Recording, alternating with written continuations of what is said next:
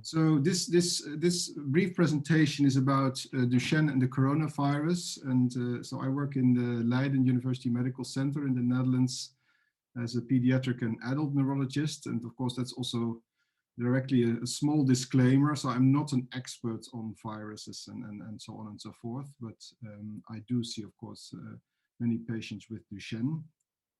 So this was a brief version that we had of a webinar that was basically based on questions from the Dutch patient organization, Dutch families, regarding the coronavirus and everything that's going on, and of course also the vaccinations that are now in the Netherlands at least have started, and I think in many countries have started, fortunately. So if I go to the next slide, so this is briefly the topics I would like to discuss. I'll explain a little bit about the virus itself and the vaccination. I think it might be interesting to show you some of the questions, or at least the topics that came from the Dutch patients and families. I think many of those questions are probably universal. I would like to spend a few minutes on the relationship with the use of corticosteroids, which is of course quite common in Duchenne. And we had quite a few questions regarding how corona infection or vaccination would relate to gene therapy and participation in other clinical trials. So to start, maybe a small introduction how things are in the Netherlands at the moment, so regarding the pandemic. So here we have about 1 million infections now confirmed by either PCR or other tests. But presumably there are 2 million infections in reality, because probably also universally not all people get themselves tested. And the Netherlands currently inhabits approximately 70 million inhabitants. So if you do a little math, that means that 15 million, so really the larger proportion of the population, is still at risk of being infected with the coronavirus. And that is, of course, why we still have a kind of lockdown here. So at the moment we're talking about opening a few shops or interactions, but basically there's still strict regulations. And of course, we all try to follow all the hygiene regulations, like keeping a distance and good hand hygiene. And I think it's very important to stress, and this has been stressed by many experts as well, that vaccination is still the best way to prevent complications that are related to COVID infection. So if you talk about the virus itself, the transmission of the coronavirus, and probably many of you know this, is that the viral spread basically takes place through coughing and sneezing. And that's of course still the reason why we urge people who develop these symptoms to stay indoor and to avoid contact as much as possible. So the transport is then via droplets, basically via the air, but of course the droplets can also make contact with certain surfaces. So that's why it's still very important to keep a good hand hygiene, and then you get infected either through the airborne transmission or by contact with nose or mouth or throat transmission. So what is the cause then of a corona infection? Again, so the viral spread through coughing and sneezing, and then mild infections basically resemble many symptoms of a common cold. So people get a fever, they start to cough.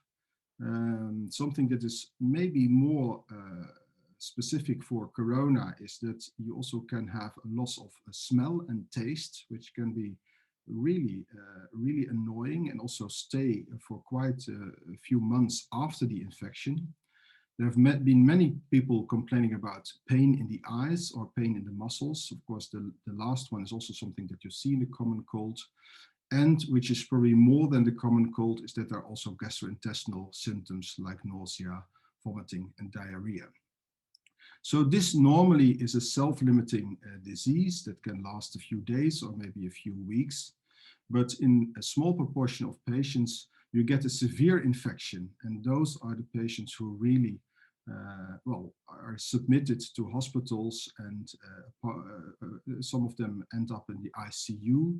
And basically what happens is that there is a large-scale inflammation in the lungs and other organs. So it's not so much the virus anymore, but it's more the reaction of your immune system in response to the viral infection that is now affecting lungs and other organs.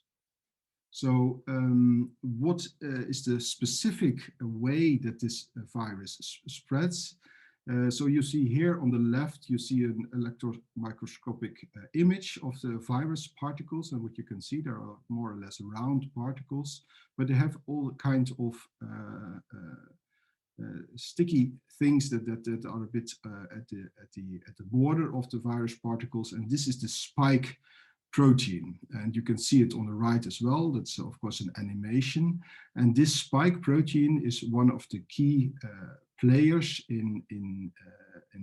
for the virus to enter the body. And basically, if the coronavirus, if you come into contact with the coronavirus, then the spike protein recognizes certain receptors within the body, and that leads to a spread, and of course, if in severe cases, to a large inflammation of in other organs. So not only the lung, but also the organs you see listed here.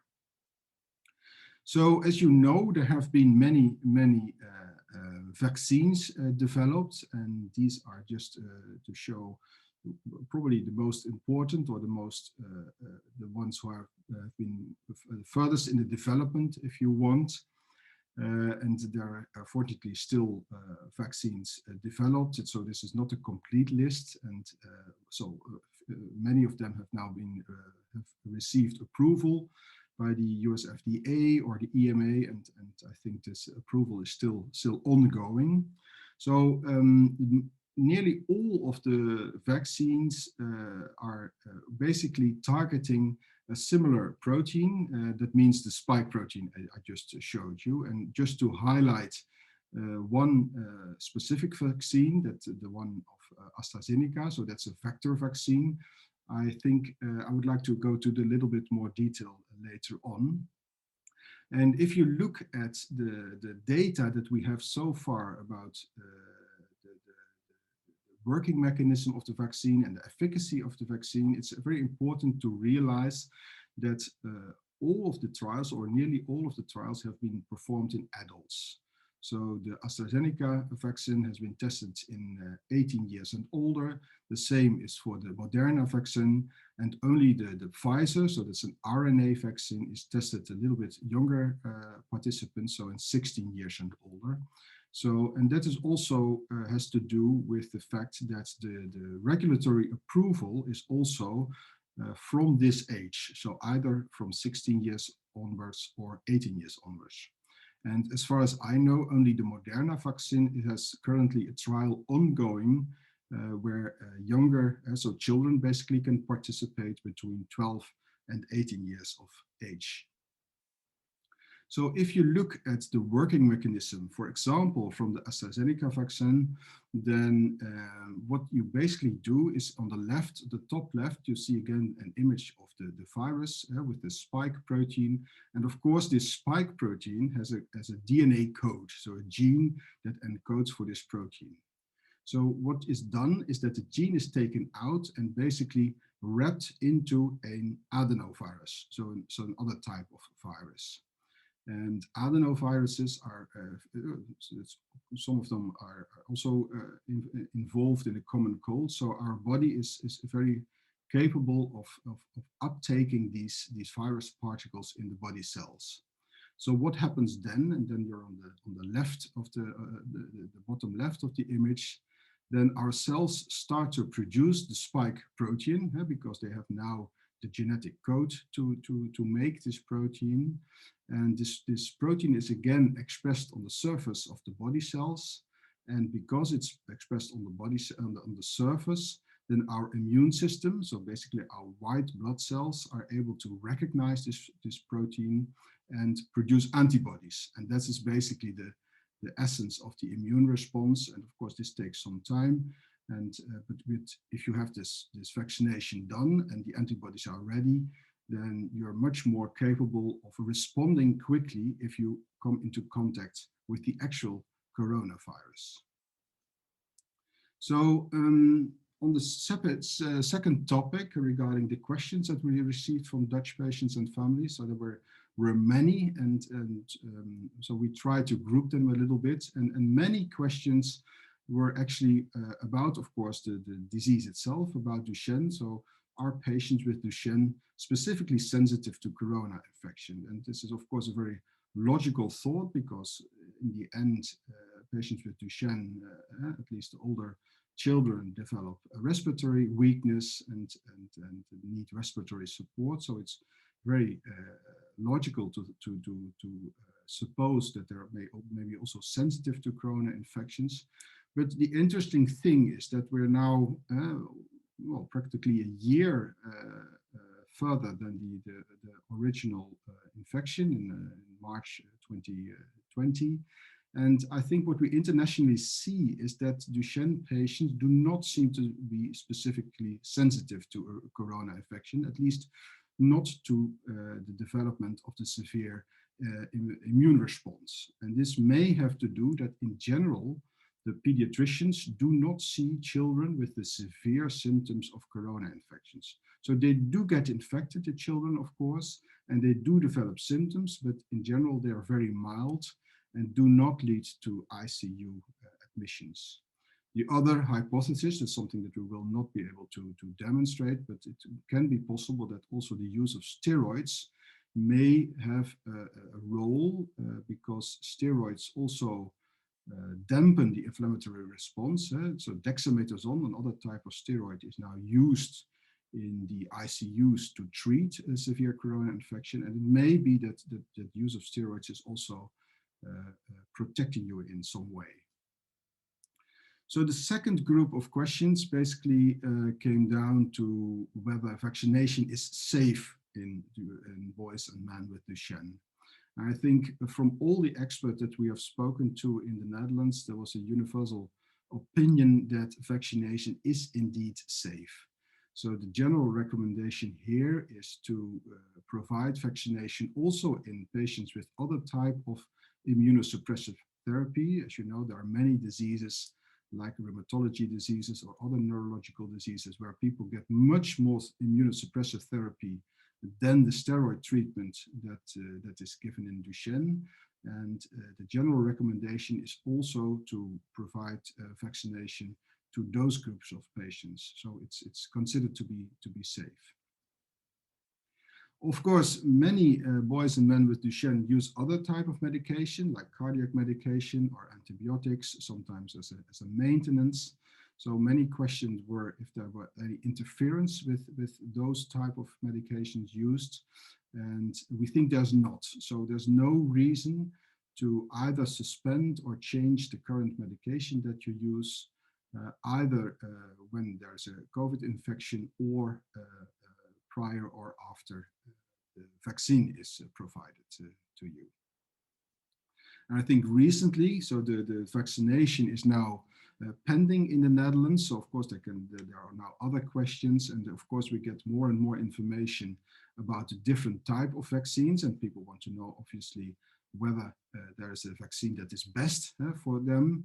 And I think you will find, and there's no time to go to a lot of details, there are many figures out there about percentage of protection against coronavirus. But I think the most important thing to stress is that all vaccines so far, all vaccines that have tested, protect against this severe form of corona infection. So the vicious inflammatory response that I explained to you, and I think this is most important to prevent. I think this is an efficacy of all vaccines. So there's really not a specific reason to avoid a specific type of vaccine. So then, of course, there were many questions how the vaccinations would relate to the use of corticosteroids. And those questions were not only from patients and families, but also from doctors, from myself. because in Duchenne, there's of course the unique situation that most patients are treated for many, many years with corticosteroids. And I don't think there are many diseases out there who have a similar treatment. And so in the Netherlands, I think this is probably worldwide. We mainly use prednisone and to a lesser extent also deflazacort, to more or less comparable corticosteroids. And many patients in the Netherlands are still on an alternating scheme. That means that they use corticosteroids for a period of 8 to 10 days on a row, and then there's a pause of 8 to 10 days, and that scheme alternates. I think what is important to stress relating to this scheme is that if patients do well in the off periods, so they do not develop specific symptoms, that implies that they are not dependent on steroids. So that means that you can easily go for a certain number of days without steroids, and you can also do longer without steroids. Of course, the beneficial effect of steroids is the treatment over many, many years. And I think, as I showed you on the previous slide, that vaccination is considered to be safe with any type of immunosuppressive therapy and also with the use of steroids. So steroids itself is not a reason not to get the vaccinations. But of course, you can imagine that you need also a kind of immune response to build up your protection against the coronavirus. And this is a response, as I showed you, from the white blood cells, so from your immune system. So it could be that vaccination is a little bit more effective if you do not use steroids. So this is something that we will likely not get scientific data on, but I think it's a reasonable hypothesis that your immune response to the vaccination is a little bit more effective if you do not treat steroids. And I think the last thing to stress is, at least in the Netherlands, the exact planning is still not well known, and it changes maybe even from day to day sometimes, and it can be difficult to change. And I think in any way a delay of vaccination is not something that you want. So I think the general recommendation is that if the planning is there, I think we recommend patients to actually get the vaccine as soon as possible. So if you take those 4 points into consideration, then we made some recommendations to the Dutch families, and this, I would like to share that with you. So how you could, if you want, could alter the steroid scheme in relation to the vaccination. So this is a scheme, as you can see, that represents a 10 days on, 10 days off scheme, treatment with prednisone or deflazacort. So what happens if the vaccination is planned in the off periods, and we presume now that the second vaccination for most vaccines is done 3 weeks after the first one, then you can see that both vaccination dates already are in a period that the patient is off treatment. And I think, as I explained in the previous slide, if you do well in the periods without steroids, that means that you can also skip one treatment cycle, if you want, of steroids. So if you would omit this one, then you can clearly see that both vaccinations occur without steroids, and it could be that the response to the vaccination is then a little bit more effective. If, on the other hand, the vaccination is planned in the on period, what you could do then is shorten the on period for a little bit, because if you have treatment for 8 to 10 days, you can also stop after 3 days. There's no difficulty in shortening one cycle of treatment. And if you then again skip one cycle, then you also have 2 vaccinations that are in a period of without treatment of steroids. So this is something that we proposed, and of course I think on an individual basis it's good to discuss with the treating physicians, or the one who actually prescribes the steroids, but this is something that you could do to enhance the efficacy of the vaccination. I think also in the Netherlands, and I think in many countries, it's common to use daily steroids, or a kind of alternate use on alternate days, so 1 day on, 1 day off. And I think in those schemes, you cannot presume that you are not dependent on the steroid. So our urgent recommendation was if the patients are on schemes like this, then it's really best not to change the schedule and just get the vaccinations as they are originally planned. Oh, sorry, I one back. Yeah. If we have the vaccination, so the questions related to clinical trials. Of course, we are now in the area of gene therapy, and I know there's a lot of expectations and high hopes about the efficacy of genetic modification in Duchenne. And we have many questions whether treatment with vaccine, which of course is also a virus, would cause issues for future participation. I think it's important to stress that vaccination now is not a problem for future participation if you look at the currently developed gene therapies. Because what they use, at least the ones who are now in the early clinical trials, they use an adeno-associated virus. And although that name is resembles adenovirus, it's really a completely different type of a virus. For example, the adeno-associated virus, so the AAV, does not have a spike protein. So the vaccines do target the spike protein, and this is not present in AAV. So if you get the vaccination now, it's not a problem to have gene therapy trials using adeno-associated viruses later. And I think in general, we've seen in quite a few protocols that they already incorporate the possibility of vaccination. And I don't think this is currently a problem. This is also to do with the fact that most trials are conducted in children, so below the age of 18 years. And in the Netherlands, at least, the current policy is not to vaccinate below the age of 18. So in spite of the Pfizer vaccine being approved of between 16 and 18, the current, well, decision, if you want, is to vaccinate only people from 18 years onwards.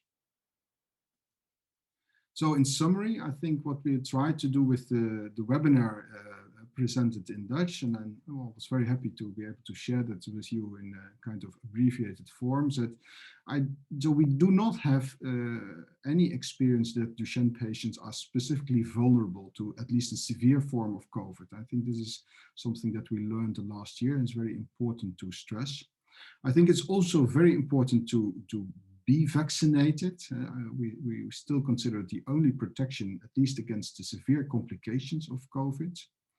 So in the Netherlands, currently the vaccination is planned for people of 18 years and older.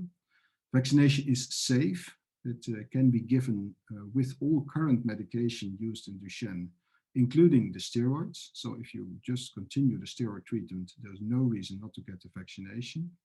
However, it could be that the vaccination is a little bit more effective if you are just in the period where you do not take steroids.